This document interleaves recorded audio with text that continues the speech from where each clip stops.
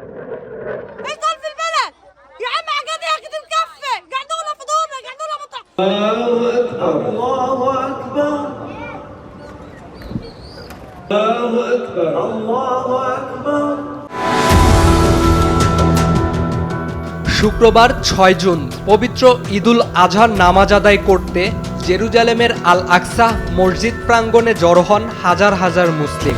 ইসলামের দুই বৃহৎ উৎসবের একটি হলো ঈদুল আজহা, যা হজের চূড়ান্ত পর্বের নিদর্শন। জেরুজালেমে এই বছর ঈদের উৎসবে ছিল এক গভীর বিষণ্ণতার ছাপ। গাজায় ইসরায়েল হামাস সংঘর্ষের প্রেক্ষিতে হাজারো ফিলিস্তিনি নিহত হয়েছেন। মানবিক বিপর্যয় পেরিয়ে যাচ্ছে সীমা। খাদ্য সংকট, ওষুধের ঘাটতি ও মূল্যবৃদ্ধিতে উৎসবের স্বাভাবিকতা হারিয়েছে অনেকটাই। বসবাসকারী মুসল্লিদের মধ্যে ছিল যুদ্ধের বিষাদ, প্রিয়জন হারানোর বেদনা এবং প্রতিদিনের অনিশ্চয়তার যন্ত্রণা।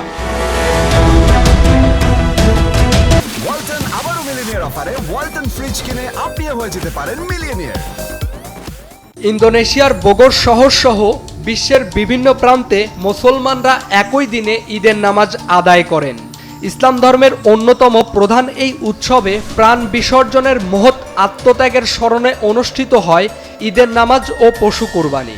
মুসলিমরা এই দিনে ইব্রাহিম আলাইসাল্লামের পুত্র কুরবানি দেওয়ার প্রস্তুতির আত্মত্যাগ স্মরণ করে পশু কুরবানি করে এবং এর মাংস দরিদ্রদের মাঝে বিলিয়ে দেন। ইন্দোনেশিয়ার বোগোর শহরে ঈদের নামাজ শেষে এক মুসল্লির কথায় উঠে এসেছে বিশ্ব মুসলিমদের আকাঙ্ক্ষা। তিনি বলেন, আল্লাহ যেন আমাদের জন্য উত্তম কিছু নির্ধারণ করেন। আমরা আশা করি ফিলিস্তিনিদের ন্যায্য অধিকার ফিরিয়ে দেওয়া হবে।